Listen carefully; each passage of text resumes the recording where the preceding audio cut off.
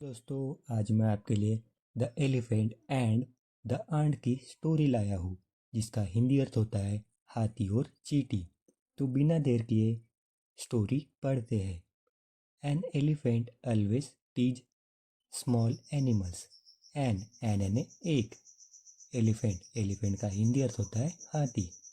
Always tease tease का हिंदी अर्थ है चिढ़ाता था।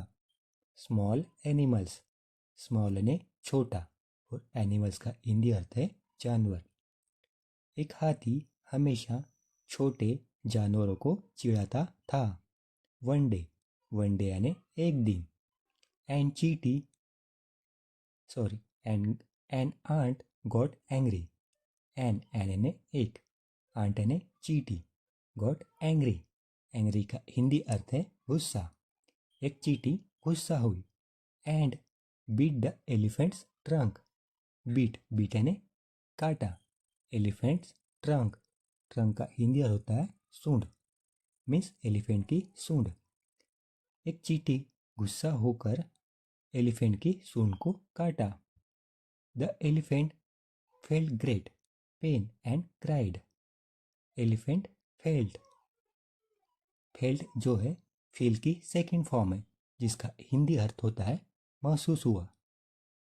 एलिफेंट को महसूस हुआ ग्रेट पेन यानी बहुत दर्द महसूस हुआ।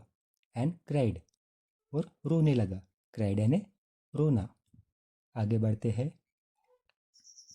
द आंट सेड यानी कहा, मतलब चींटी ने कहा डोंट ट्रबल अदर्स। ट्रबल का हिंदी अर्थ है परेशान। अदर्स यानी दूसरों को परेशान मत करो। The elephant realise his mistake. Realise यानी एहसास, मिस्टेक यानी गलती, मतलब हाथी को उसकी गलती का एहसास हुआ। आगे बढ़ते हैं। He never tease small animals again. He यानी उसने, नेवर यानी फिर कभी, टीज यानी चिढ़ाया, स्मॉल एनिमल्स अगेन उसने फिर कभी छोटे जानवरों को नहीं चिढ़ाया। मोरल यानी इस कहानी से हमें क्या सीख मिली। Never underestimate anyone, means कभी किसी को कम मत समझो। धन्यवाद।